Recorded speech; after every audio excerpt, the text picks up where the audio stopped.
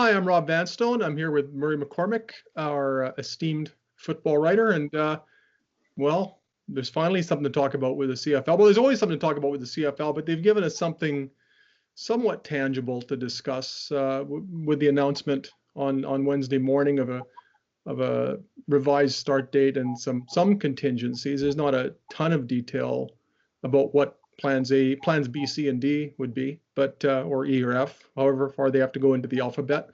But I thought we would just convene a Rider Rumblings and discuss whatever there is to discuss. We're talking about talking today.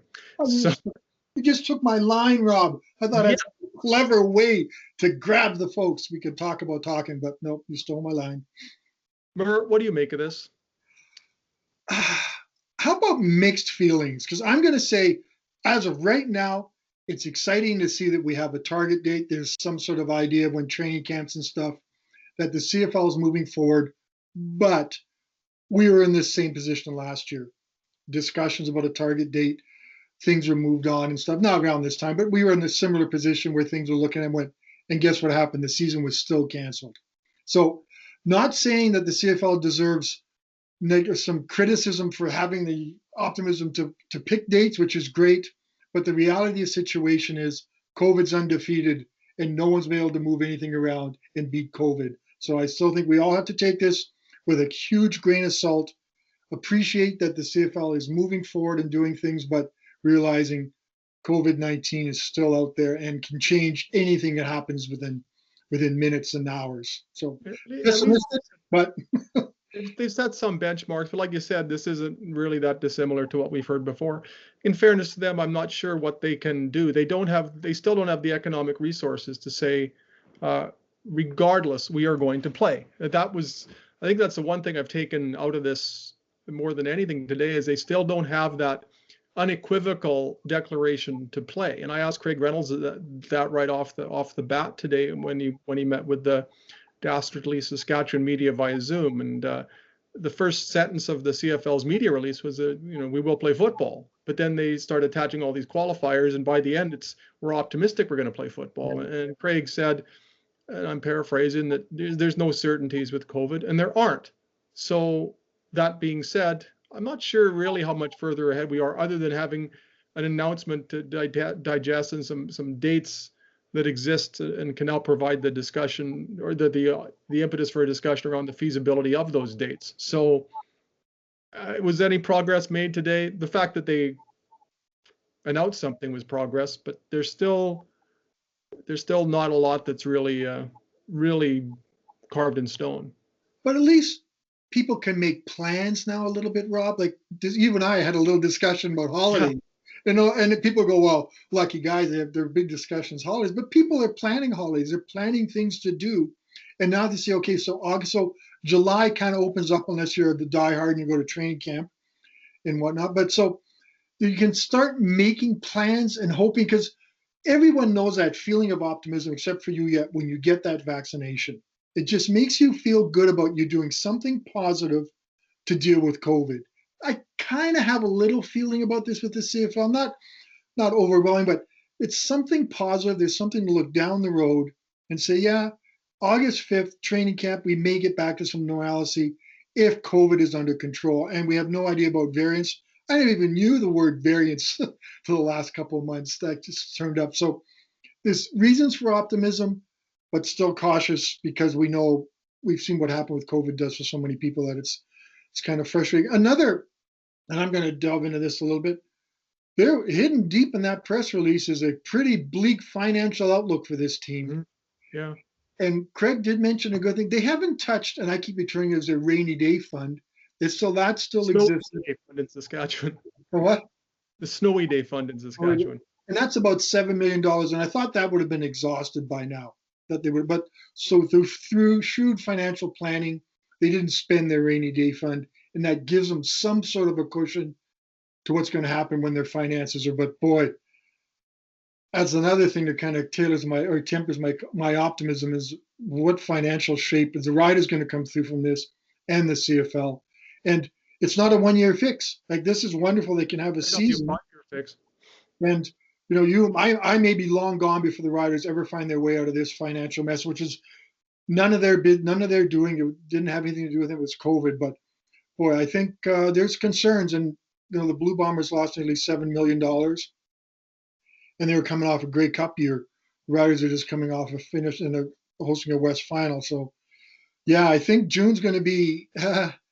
Well, boy, the Riders here, the annual general meeting here, and here's the numbers, and boy, green and white and red all over. I think will probably be the consenting theme to that meeting.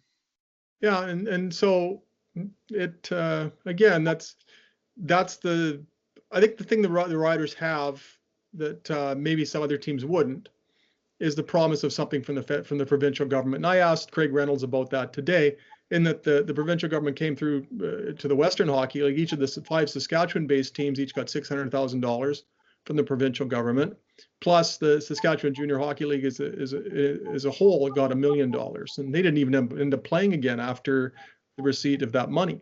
So the provincial government has set that precedent and shown that they're going to give money to sports that have some profile in this province, and in 2 cases, that money is going to owners who are extremely rich. So it's not, and so if they're going to make some money available, public money available, say to the Pats owners or the Blades owners, you're looking at a community-owned base in the Saskatchewan Junior Hockey League, and you're looking at 3 community-owned teams in Saskatchewan. I think they've set that precedent, the Rough Riders being community-owned. If they're going to help out those sporting franchises, how can they? That'd be so far that's the highest they've gone. If they're going to help out franchises of that profile, there's no way they're not going to help out the Rough Riders. So I think they've got that advantage that some other franchises might not. Look at Ontario. If they go for provincial government or ask for provincial funding, well, there's 3 teams in Ontario and one market that's virtually dead, one that's pretty good in Hamilton, and one that's pretty ardent in Ottawa. But you're dealing with different descriptions. It's a different argument in Alberta, mainly, perhaps because you got 2 teams that would have to be funded. Here, I think they can derive some comfort from the fact that the provincial government will be there with a loan guarantee or an interest-free loan or something like that. That'll cushion the blow a bit. They've always got that. And then when does the provincial government not come through when the Rough Riders are facing times of peril? I'm going to be a little flippant here, but Ontario might say you better put a team in Toronto first. Yeah, they might not be aware that it exists. And that's unfortunately a realistic problem for Toronto. And no, it's not related to Saskatchewan, but it is. Like, I don't think Toronto takes the Argos very seriously. And it's, are they going to give them money? I don't know. Like, it was an interesting statement. Everyone got government funding for wage subsidies. So there's about $3 million for each team. I think it's kind of been that way. So there's been money put in federally. There hasn't been the provincial money. And I think the Riders, if you think back to, when was the last time the provincial government forgave a Rider loan, Rob? That was around 2003, 2004. Yeah. And that basically eliminated their debt. So, and that gave them an opportunity to have. Since then, or at least they had been until 2020. And then you look at what that set the precedence for the great success, a new stadium, all those things, was that forgiving the loan. Really, yeah, that was the first foundational piece. And that, along with the team getting better over that period of time, and then of course the transformational season in 2007. But the forgiveness of the loan, which was this was an NDP administration. I'm not trying to be partisan. I'm just pointing out it was the NDP at the time that forgave that loan, and that gave them some liberation. And then 2007, pardon me, turned everything into a bonanza for them. Now it's the pendulum has swung, and in an unforeseen fashion. But it's a different discussion. But I don't know what it is about years in which the Grey Cup is being held in Hamilton. But in 96 they had the infamous game in the snow, and that whole week leading up to the game, there was a lot of speculation about will this be the last Grey Cup game? It felt like a death watch that entire Grey Cup week, and now for an entirely different reason, there's a Grey Cup with a Grey Cup in Hamilton being the culmination of this season, and the league's in financial peril. Now, this is nothing against the good people of Hamilton, but it's just very coincidental that it would be Hamilton again, and who knows? And the other thing is, Grey Cup in December 12th in Hamilton. Stadium, the first Sunday in December. Yeah. You can be our sideline reporter that day. I happen to have lived in Southern Ontario, down around Hamilton area, and two things it does is it gets cold and snowy, and you could be dealing with that. And I'm thinking too, like, do you really want to go to a game? And plus, they don't want to go to a game on December 12th. Even imagine a game in Regina in December 12th. I don't even know if that's realistic to even force people to do that. So that's kind of thing. I just want to get back. We're talking about fans, but there's also brought up fans in the stands. And Craig's message included that they've got to have fans in the stands. We didn't get a number of what they can successfully open the season with, because that's what I understand. It's a sliding scale, and they can't really decide yet. But I think it'd be interesting how they get fans in the stands, which is going to be really cool if we get to August 5th. That's be one of the things I'm looking at is fans in the stands, and they got to have them. There's no way the Riders or any team can operate without fans in the stands. So that'll be interesting to see what the return to play works out like. And another interesting part, I'm babbling, there's two parts return to play. There's the football ops part, and then there's a stadium part.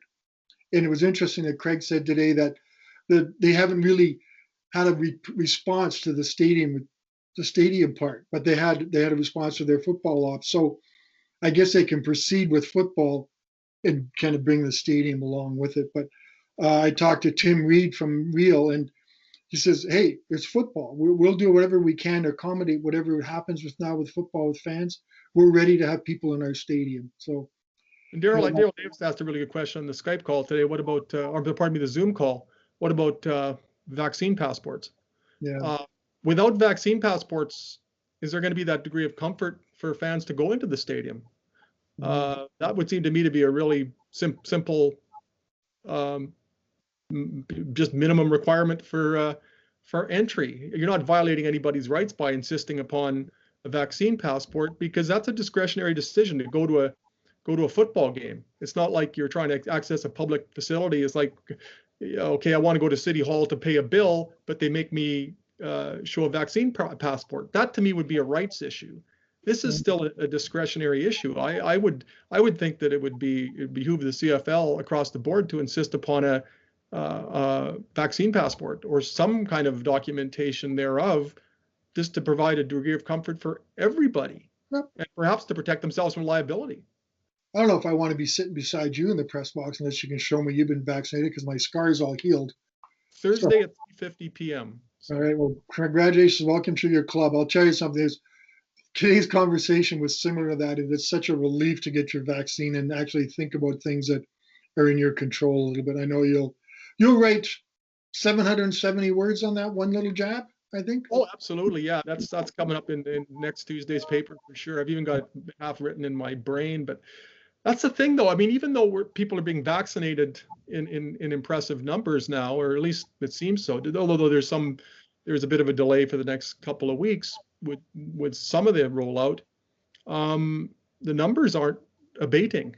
No. And now there's signs of a new variant in the southwestern part of the province. So I mean, honestly, when are we going to be out from under this? And that's the variant is a variable that nobody can control. And look at the dire situation in Ontario right now. So you can right at the start of the year, Randy Ambrosi talked about the vaccine as a panacea. Well, here we are, and we're now into spring, thankfully, and we're really, the numbers are higher now than they were when they were touting the vaccine as the remedy, and surely it is. But what is the timetable? I guess you can look at the states and say, okay, here's what they've been able to do in the states, and you watch a baseball game, and it just looks like a baseball game now. Yeah, and there's even some fans in the stands without masks, and so you watch you see that, or you see some NBA games with smatterings of fans in the facility, or the NHL, and you think, okay, it's happening down in the States. And we were kind of feeling superior to the United States a year ago, thinking, okay, we're better up here. Now they were able to get the vaccines faster than Canadians could, and the political leadership changed in the States to the point where there was a resolve to do something about it. I don't suggest that there's a lack of resolve in Canada, but there's also been a lack of progress. And so, I mean, I think it's easy to sit here, not easy, but we can sit here on, in the 20s in April and say, okay, by August 5th, it should be better. By July, it should be better. But what assurance is there considering what else is happening across the country? The numbers are worse now than they were a year ago when we were talking about COVID and what it might mean for the 2020 season. So what is there to hang a hat on? That's why I'm wearing one. I have nowhere to hang it. Go Mets. Do you think Randy could have said any more today? That's I'm trying to figure out, because he's been getting hammered, and rightfully so. A lack of transparency, I think, total lack of information, not talking about the players' involvement and those kind of things. But I think other than expectations of saying this is what's going to happen, I don't think he could have said any more than he did today. Well, he's ultimately beholden to the governors, and they'll dictate. I mean, if the governors had come to Randy Ambrosie and en masse said, we're going to play no matter what it costs us, then he could have said that. But obviously there is not that. He does not yet have that license. I would have liked to have heard more about the XFL today. I realize that's not what they're announcing. I tried asking Craig Reynolds a bit about it today, and there really wasn't much to be said, but that's such a crucial issue, and there have been so few opportunities to pose questions directly to the people who are in on the discussions, and we're no further ahead as far as understanding any of the XFL stuff. And so that to me is a gaping black hole in what was announced today, and that there's no further enlightenment as to that. And we don't know what plans B, C, D, and E are. There's no if, when, and is there a firm drop dead date? Presumably there has to be, and I'm sure they can at least have a pretty precise notion of what that must be by now. But they haven't really shared anything about the contingencies other than to disclose that there are some. Yeah, and I don't like. I would have liked to have seen that. I'm not the XFL stuff. Like today is about the CFL and the XFL, as it says, because as you mentioned, people realize we don't get very many opportunities to ask people questions about what people want to know about the XFL. So I think that's just a bit of a squandered opportunity. But today's about the CFL getting on the field, getting people out there, maybe selling a ticket or two, maybe getting reaffirming sponsorship, saying, yeah, we went through last year. This year looks a little bit better because everyone understands the situation. So it was more about the CFL and less questions about the XFL, which I'm hoping one day we'll have an opportunity to really find out what's going on with the XFL. But I think Randy said about all he could, but couching it with the same terms that if COVID comes back, and who says there's not going to be a fourth wave? I hate to bring that up, but yeah. Even though we're getting vaccinations, we all understand a vaccination doesn't prevent me from getting COVID. It won't kill me if I get COVID, is what I feel. So there's constituents of people who won't be vaccinated. I know. And Scott Moe has discussed sort of the 70% threshold that would constitute, I think, a flirtation, at least, with herd immunity. Will that many people seize the opportunity? There's been opportunities to get vaccinated when there's nobody in line at a drive-through that have not been seized. So is there the necessary resolve to allow any of this to happen? And that, the league and the Rough Riders have both urged people to get vaccinated. By the way, from what you've been able to gather, and we're talking on April 21st, a Wednesday at 1:28 p.m., how accessible has Randy Ambrosie been today? I think he's been. I just saw him on CBC this morning. I haven't been able to get hold of him yet, but I think he's been really accessible today. He'll be all over the place. He will be. I just had to push off my interview till because I had this to do. Oh well. I'm hoping he's going to be available. I turned off my phone, but yeah, these kind of one thing the CFL, they'll get Randy out. He'll be available to everyone today. But there's so many different reactions to what goes on today. There's the riders, there's Brett Lowther, a player I've talked to and stuff. So we'll see what everything works out in the wash by the end. But I know, and it doesn't really fit into it, but we both seen COVID strike pretty hard at us lately. We lost a good photographer in front of us, and Bob Watson. And there's another one who's I've always wanted to meet, was Warren Montgomery. Montgomery, a great guy. From Easy Kitchen. Easy Kitchen? Is that the place? Just a masterful chef and just a wonderful father and a husband to Rochelle. And Rochelle's done a lot of work in local sporting circles. I met her when she was handling publicity for the Regina Thunder. Just a lovely person.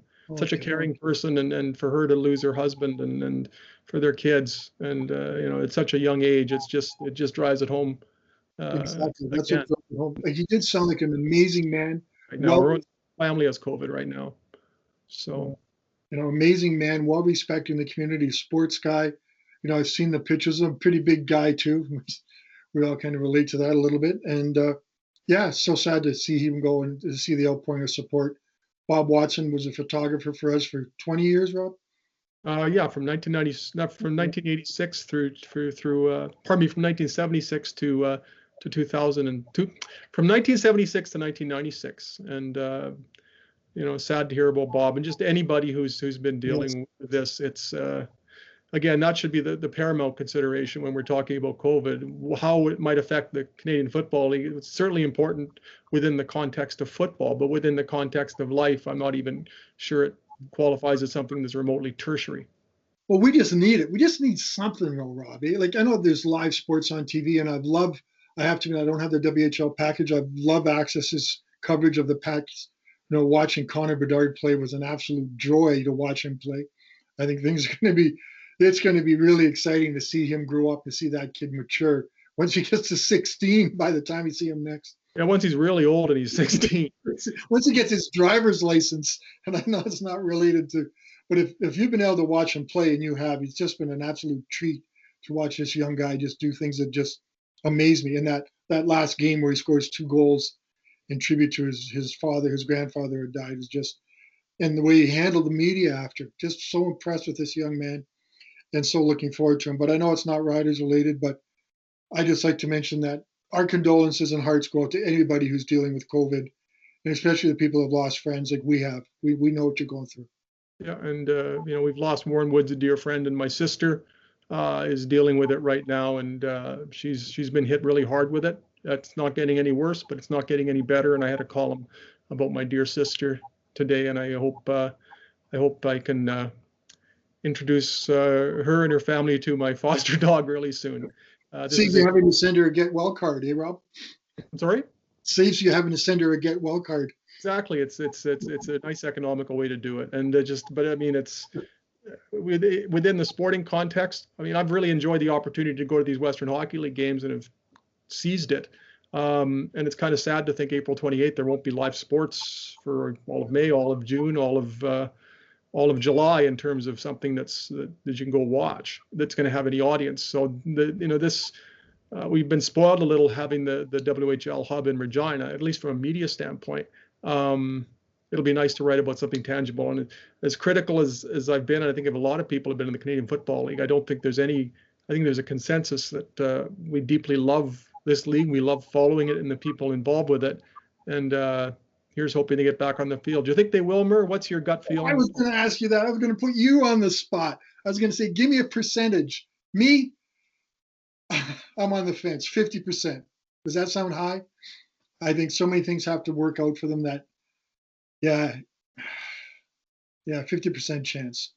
I think they will be able to cobble something together, even if it's what they were proposing last year, a 6-game season, et cetera. I think as a minimum that has to be done. And Craig Reynolds made it pretty clear on the call today that it is, as far as the discussing the imperative of playing.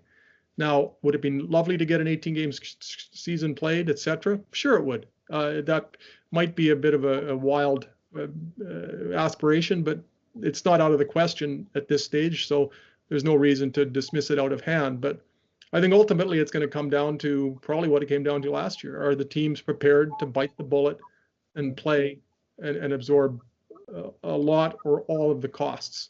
And maybe they have more time now to invest in discussing the feasibility of that last ditch option. But they have to play.